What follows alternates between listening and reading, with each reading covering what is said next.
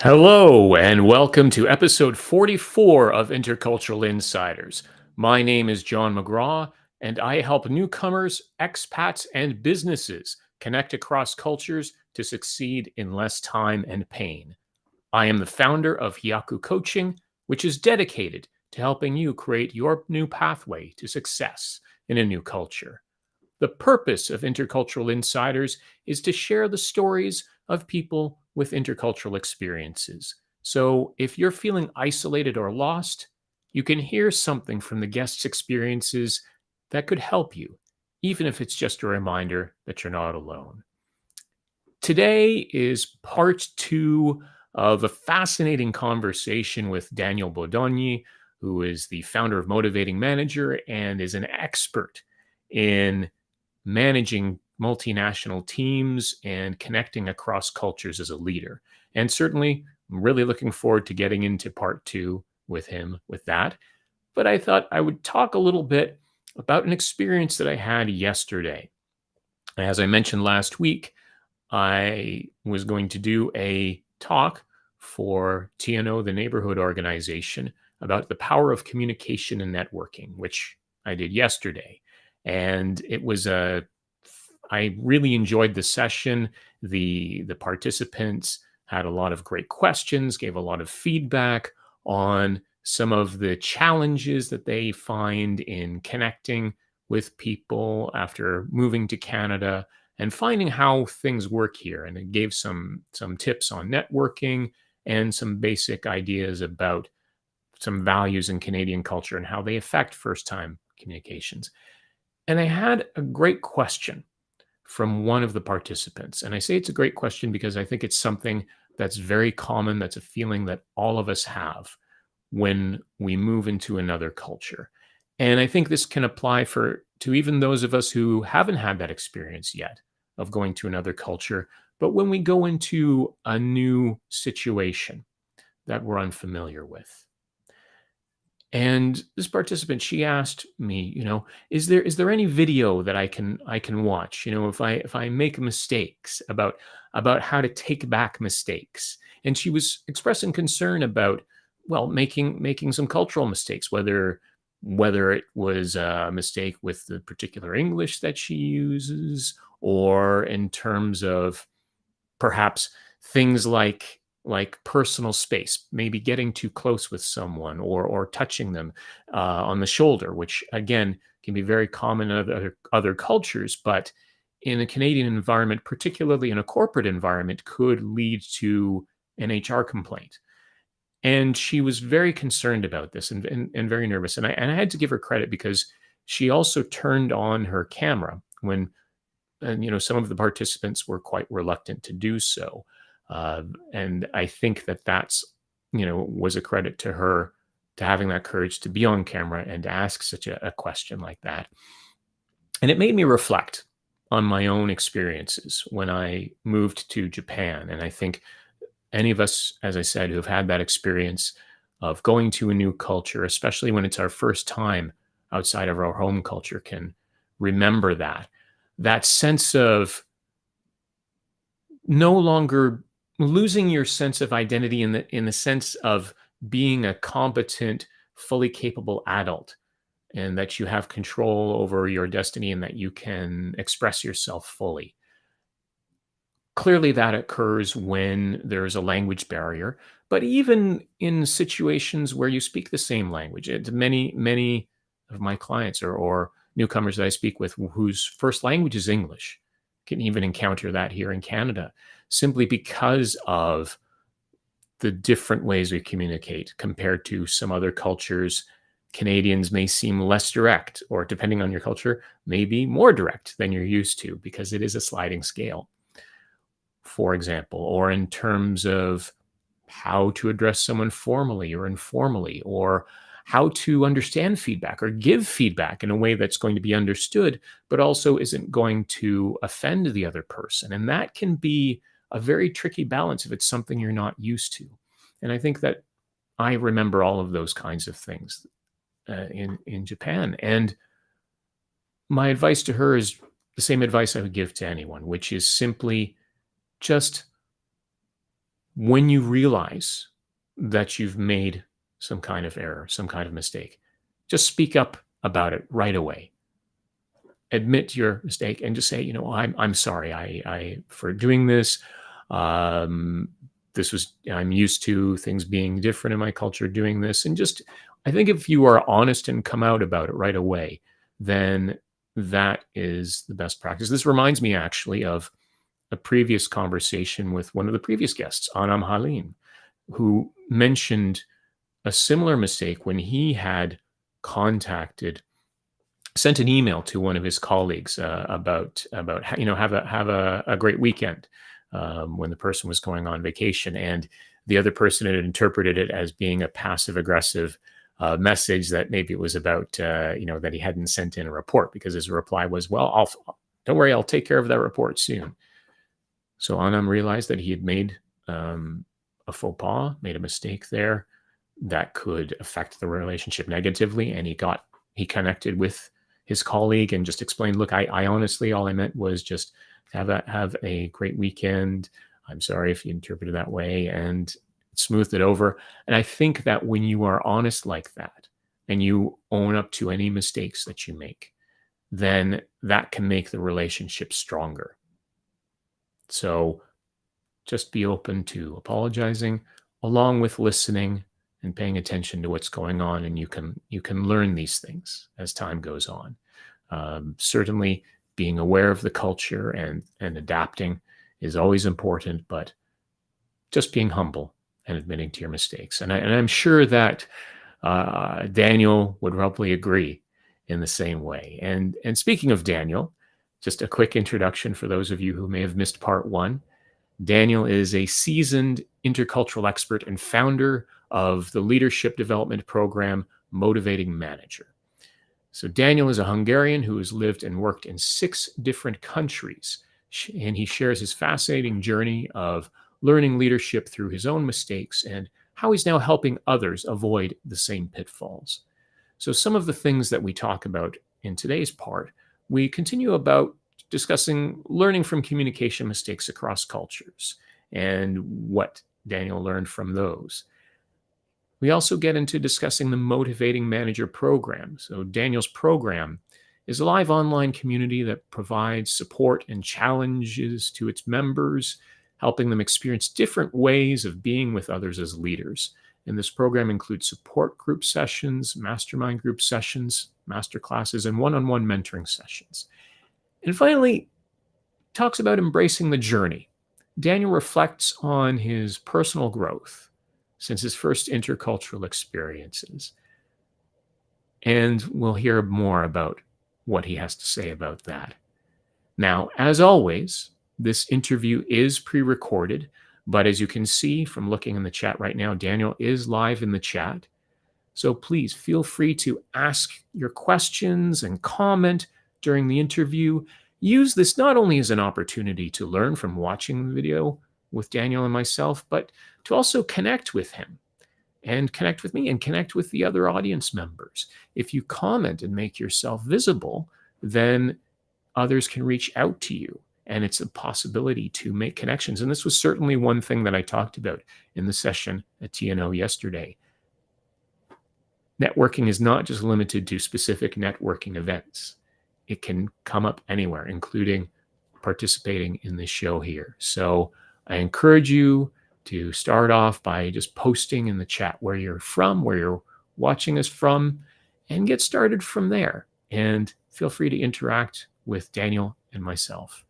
So without further wait, let's get into part 2 of the conversation with Daniel Bodonyi. It's best to avoid judging their actions and making assumptions about the motivations behind them. Parties should be open to discussing rather than assuming that there was an intention for being malicious, that it was just a mistake or just a lack of awareness. And then that leads to more open communication and better teams. At least that's my thoughts on that. How would you approach these situations, or if you had a sense that something was wrong, but you don't know exactly what it was? I think one thing you can do as a leader or just in any interaction is try to label the emotion that you think the other person is experiencing. because that will probably help them and help yourself, if it's your emotion, to calm down a little just by articulating that you feel frustrated, or saying the other person, "Oh, I'm sorry, you seem really frustrated by what I just said," or something like that. It can really bring the conversation down to a level where the emotions are helping you rather than hindering you in finding common ground. And then honing your listening skills is always a good idea. So asking a lot of open-ended questions, summarizing what you hear the other person saying, even just repeating their last few words if they finish a sentence. These active listening skills can really be helpful in getting to the bottom of what was the intent, what is the impact on the other hand, where things went differently than you expected them to, and what you can do the next time to do better or be more aware. And in the meantime, the other person feels heard, which is always a good thing. I like what you said, particularly about repeating the last few words that they said, because it gives the sense that you are listening to what the other person is saying rather than putting your own interpretation on what they are saying. Yeah, it's not an easy thing to do when your own emotions are kind of highly charged as well. So a good place to start is with yourself. Try to name your own feelings and try to stay with them a little and try to ask yourself those questions sometimes. That can help. When it comes to finding those similarities to help unite teams, what are some examples that you can share? I used to be the managing director of a company called Attuned, and Attuned is a software company that measures intrinsic motivation and employee engagement. So this is an area that I actually studied with the psychologists and the rest of the Attuned team. And to our surprise, we found that the motivational values, or the distribution of motivational values in different cultures, is remarkably similar. So when you look at things like autonomy, a Japanese person is equally likely to value that as a person in the US or in Germany or France or wherever in the world. Or if you look at things like having social relationships with your colleagues, or altruistic values, helping others, things like learning or professional development or innovation, we don't each value these equally. There is quite a lot of individual variability in how much we value these things, but across cultures, the patterns are remarkably similar. So eventually, deep down, we all have the same psychological needs as people from other cultures, and the differences that we have are not cultural, but related more to other aspects of our psychology. I would say dig down to your values, try to understand other people's values, try to have discussions around them and see how those come into play and action in the day-to-day of your interactions together. What you just said there about that study reminds me of another comment that another guest, Shazad, had said.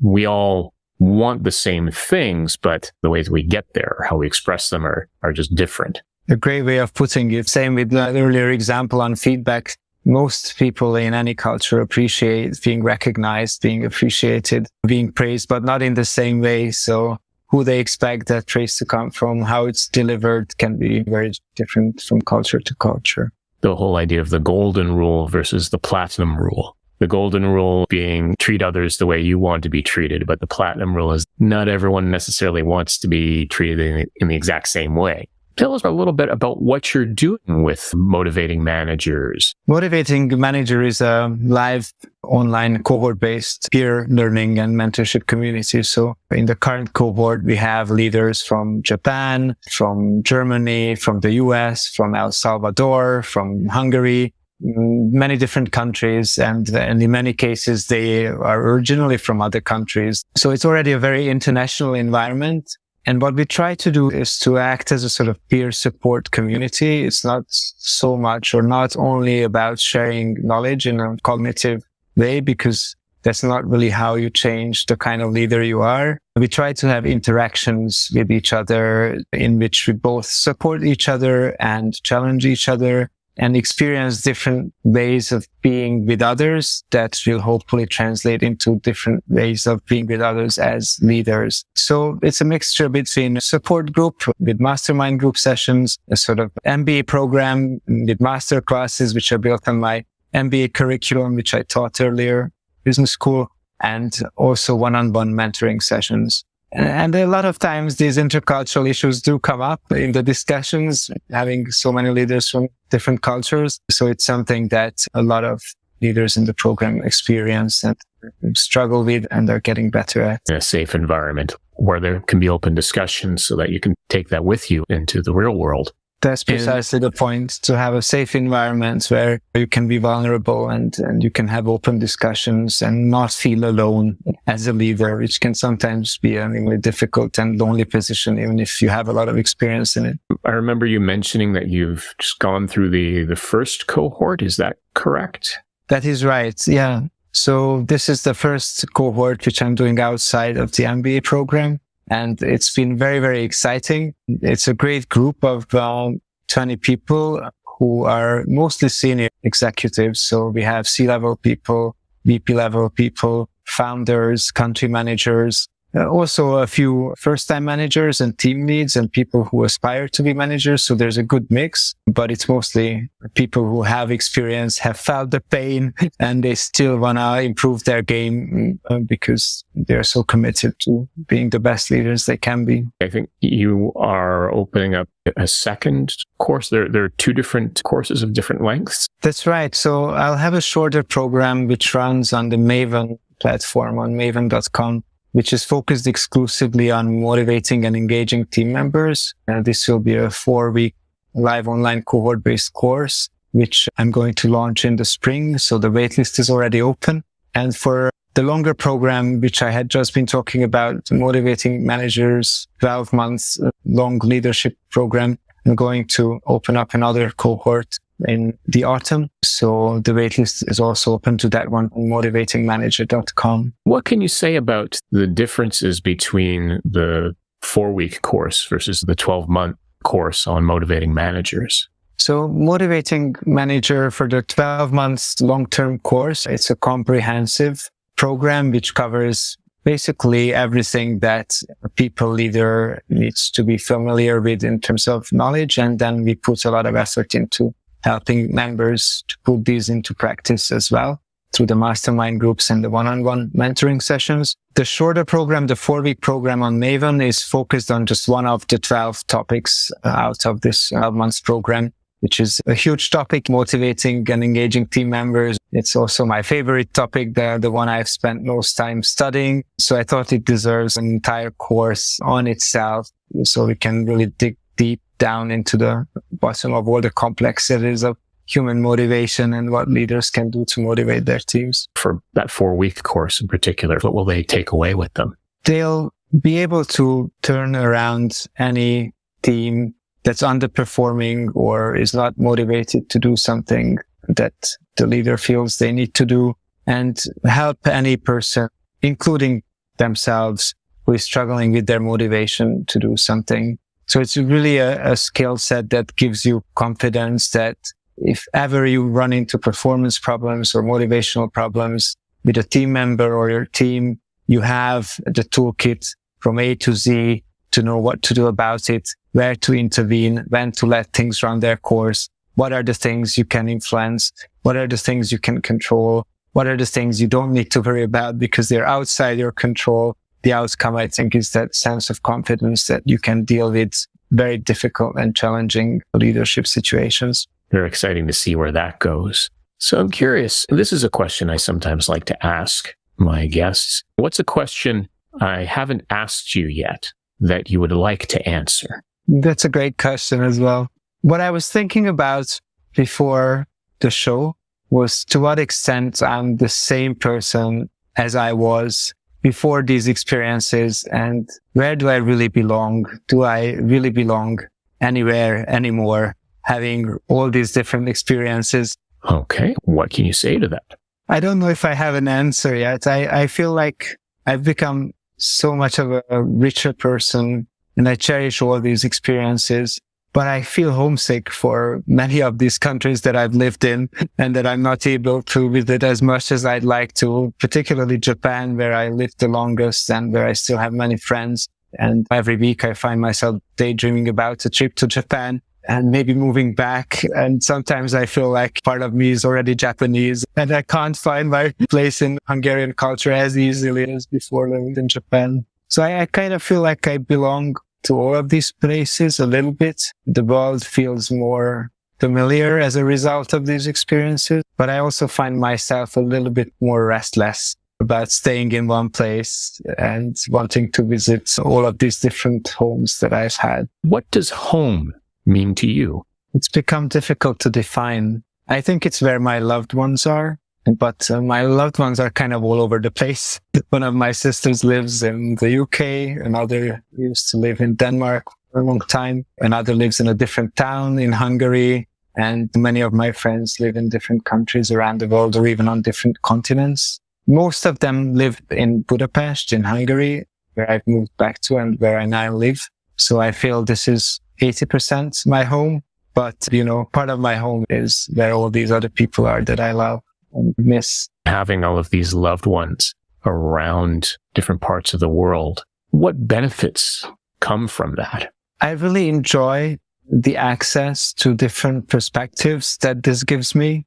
I still have a strong network of friends in Berlin. I still have a strong network of friends in Tokyo, also to some extent in the US. And all the insights and the exciting new things that I'm hearing from them are great ways to stay open to the world and have access to perspectives that are not so easy to find here in Hungary sometimes. Obviously, a lot of trips, as much as we can afford. We try to visit friends. We've just recently had a reunion with my former colleagues from the UN in Tokyo. We had a reunion in Italy, and it was fantastic to meet these people I really enjoy being with in a place where we've never been together. It was such a great experience. And when you look back to when you were 16, just arriving in the UK, and where you are now, how would you say you've grown since then? It's been a long time, 26 years. I think I'm more patient. Maybe that's the main thing. I used to be quite impatient with myself, and also probably as a result with my environment, I expected things to fall into place immediately or quite quickly or without too much difficulty or effort. And I've learned to embrace the journey since then. I've learned to embrace the ambiguities, the difficult emotions, the challenges, sometimes the frustrations that come with discovery and exploration, and the cost of living a life that feels worth living. If you were going to give your 16-year-old self some advice, what would that be? Don't try so hard to be perfect, because when you try to be perfect, especially in a situation when that is well-nigh impossible, you're putting so much pressure on yourself that you won't be able to enjoy the moments you could enjoy with other people. And you're going to put pressure on others that they won't enjoy either. And you're just going to make things a whole lot more difficult for yourself. Great advice. And thank you for sharing all of your thoughts and opening from your personal experiences. I think that can be something that's very valuable for people listening, and to know that they're not alone in that feeling. Thank you. It's been a really great discussion, and you asked me some really great questions that I'll probably keep thinking about for a few more days or weeks or months. If you ever want to have more discussion about some of those thoughts, I'm certainly open to that. For anyone who wants to get in touch with you, what's the best way to connect? If you go to my program's website, motivatingmanager.com, there is a link where you can book a call. Feel free to do that. My calendar is always open for people who are interested in these topics and interested in developing themselves as leaders. What's a final thought you'd like to leave off with? The one that first came to mind is a quote that I suppose a lot of people are familiar with. It is a quote from the late US President John Kennedy, and it says, "Leadership and learning are indispensable to each other." And I feel like this is the case also in intercultural experiences. This is a learning process, and one that will challenge you, but one that will also enrich you, and one which you'll enjoy a lot more if you're not trying to get the good grades, but are genuinely curious about the subject. Been a great conversation, and I know that what you've shared is going to be valuable to the viewers and listeners. So thank you so much for the opportunity. It's been great.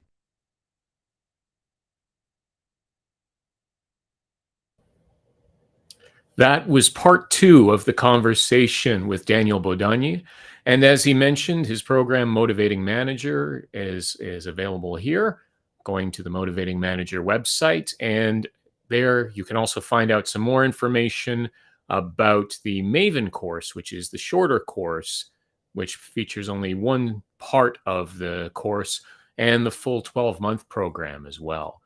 And I have to say, as you may have seen from the comments there, that book by Chris Voss, Never Split the Difference, is an excellent book, which I'm reading right now, which Daniel also recommended in the comments. It's an excellent way to learn about connecting with people and negotiating by building genuine empathy and using a number of other ways to do that, to build a genuine relationship. So, and as I said in the comments, if you're going to learn about negotiation, it's best to learn it from someone who's successfully done it to save lives, as Chris Voss did, since he was the head of the FBI's hostage negotiation team.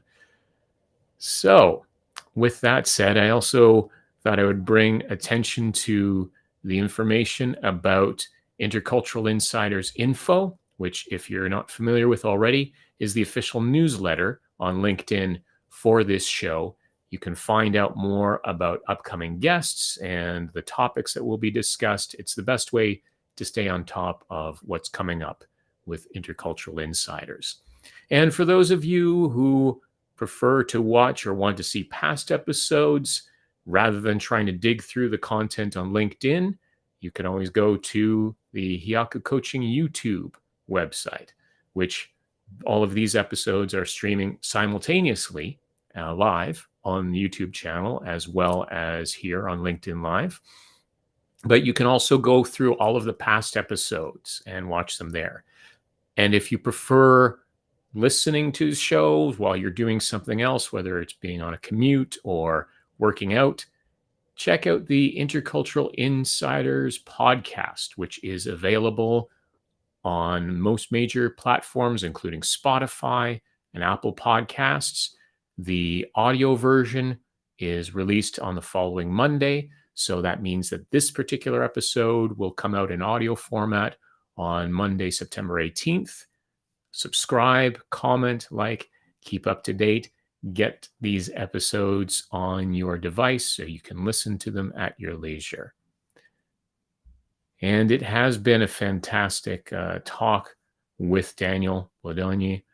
I really enjoyed hearing his comments and his experiences that he's had managing across cultures, and really feel as well his longing for Japan at times. Now, for me, Canada is very much my home, and I'm fascinated by all of the wonderful people that I've been able to meet over the past couple of years since becoming, forming Hyaku coaching and getting into intercultural communication, intercultural training. It's really been, having the opportunity to meet people like Daniel and have them as guests. And speaking of guests, next week we have coming up part 1 of a 2-part conversation with Tanvi Sukija, who is a neurolinguistic programmer, practitioner, and career coach. So we talk about a number of things, some of them including the power of coaching and how Tanvi's transition from teaching to coaching was driven by her desire to give back to society, embracing diversity from her experiences growing up in India and how this has been instrumental in her work with newcomers in Canada, resilience and grit, and the idea of viewing challenges as opportunities rather than obstacles, and also the two-way street of immigration. Tanvi compares immigration to a marriage where both sides, the immigrants and the host country, need to give and take.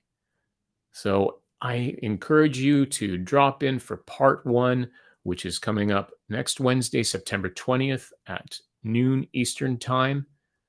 Make sure to check in, get an opportunity to connect with others. And until then, keep navigating your way between cultures towards your goals.